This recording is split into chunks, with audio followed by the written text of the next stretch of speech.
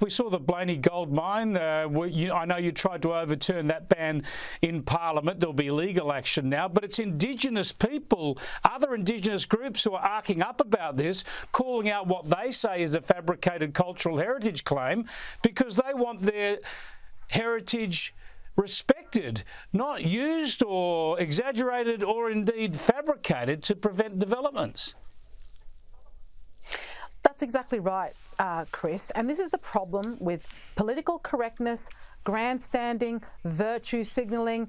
We've got to this stage in our country where, Aboriginal activists and Greens activists silence dissenters by calling them names, by calling them racist. But what it's done is it's provided an environment where it encourages this sort of conduct and for Indigenous Australians and our culture to be exploited for these underlying agendas.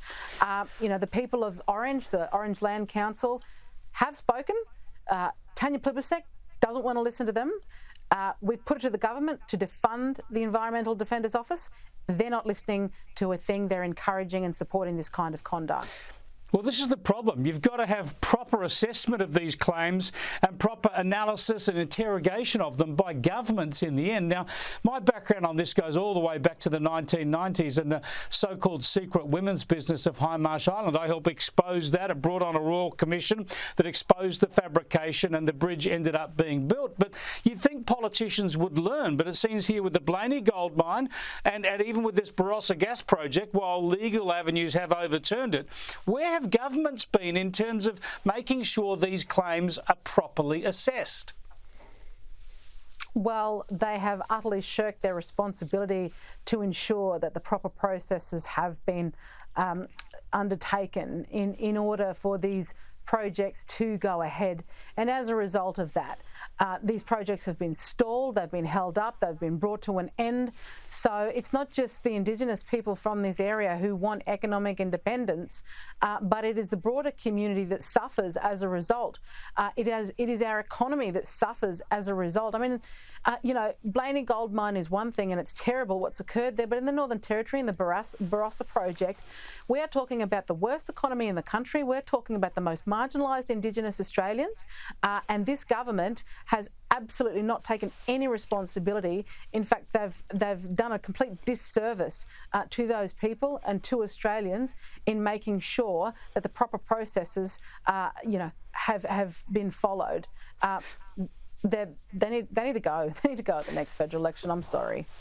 Yeah, well, I've come to that conclusion myself on a whole range of issues, and this is a key one. Now, one of the really concerning aspects when it comes to the Blaney Gold Mine and the Barossa Gas Project is the involvement of the Environment Defenders Office. This is an organisation effectively that exists to try and block projects, to try and block economic advancement, yet it's funded by the federal government. Surely if the coalition returns to power, you'll scrap federal funding from this organisation and demand that it plays by the rules.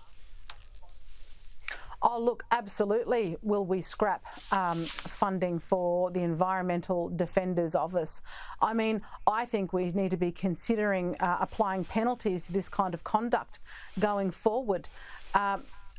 The Labor government, in allowing to continue to fund this organisation, is effectively supporting this exploitative behaviour of our most marginalised Indigenous Australians, which doesn't surprise me about Labor, because they're not interested in ensuring that marginalised Indigenous Australians can get off welfare and be job creators in their own right, and be entrepreneurs in their own right, and utilise our own land to that capacity. No, they want to keep marginalised Indigenous Australians dependent on them to maintain power for themselves. It's an ongoing national scandal, and thanks for talking to us about it, Jacinta Nampijinpa Price.